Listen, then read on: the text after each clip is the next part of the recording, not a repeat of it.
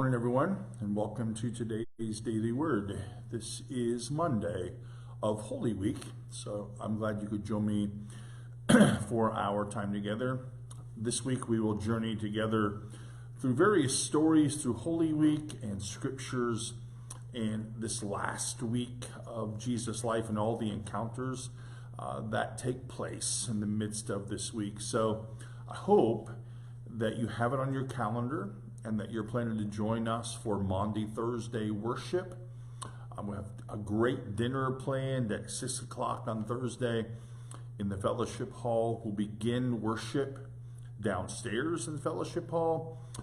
We'll sing, we'll have scripture, we'll have a message, we'll share in the sacrament of communion together, and then we'll make our way upstairs as we make a journey to the cross and share in just a few minutes in the sanctuary to end our time together. So hopefully you have that on your calendar that you're planning to join us. So as always, thanks for being with me. Thanks for carving out your time in your day to share with me and to join in scripture with me together as we continue this journey. So today is Daily Word number 702.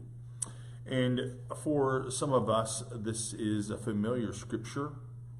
We actually talked a bit about it last Wednesday night, but it's from the Gospel of John, chapter 12, verses 3 through 5. So there's a party, a dinner, given in honor of Jesus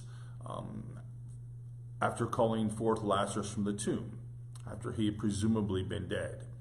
And so there's a dinner, and many folks are gathered. Lazarus, Mary, Martha, Judas, Jesus. And we hear part of this story now. Then Mary took a pint of pure nard, an expensive perfume.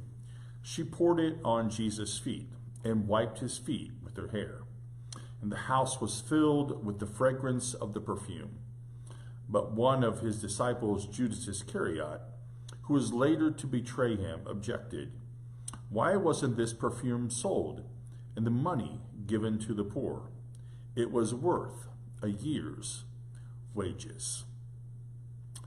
So this is an interesting story in the midst of Holy Week.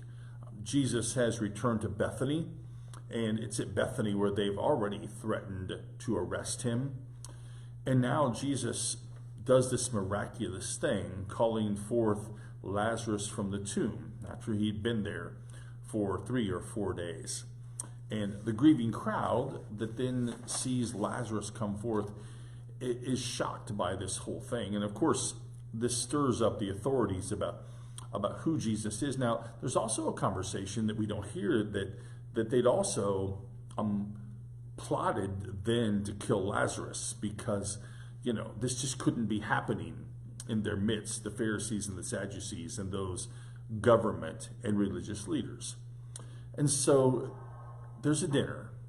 This dinner is held in honor of Jesus, and Mary does this extravagant thing. She takes this expensive perfume, pure nard, and pours it on Jesus' feet and wipes his feet with her hair. It's an extravagant act. And it's an act that again begins to stir emotions about who is this Jesus and why would he let this happen? And what about this waste that took place? Now we know that Judas, he got somehow upset by this, but this may have been for Judas the tipping point that got him to thinking about all kinds of nefarious things. We think about extravagance, though. We think about extravagant spending in the government. We think about extravagant meals. We think about extravagant cars. We think about all kinds of things. We try to be fiscally responsible. But when Mary does this act, when she pours this expensive perfume on Jesus' feet, Jesus responds by saying, "You'll always have the poor with you." His response really was that what Mary just did was quite essential. that it needed to happen because the events of the week were going to end in the death and then the resurrection of Jesus.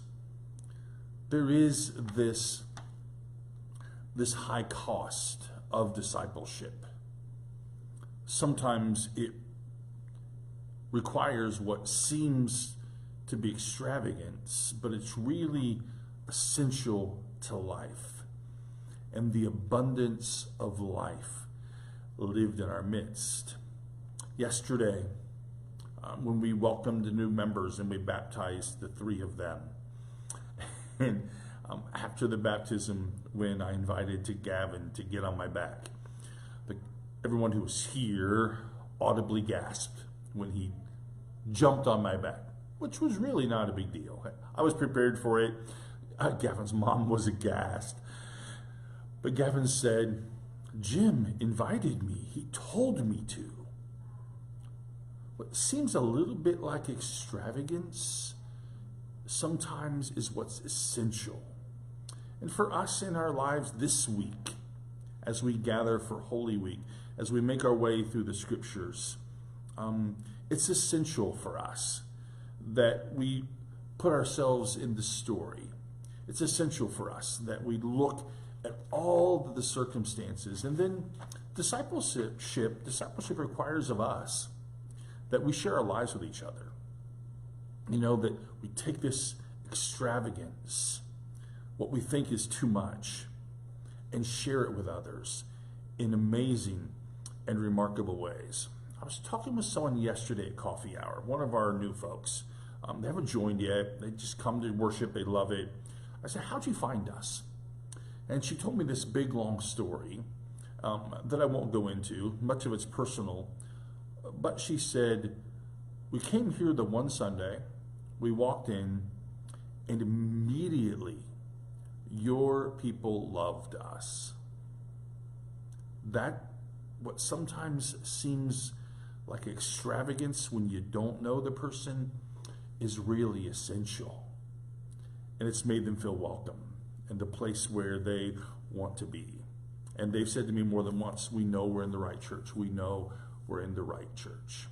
So friends, this week, as we journey through Holy Week, know of God's love and the extravagance of God's love that's poured on us.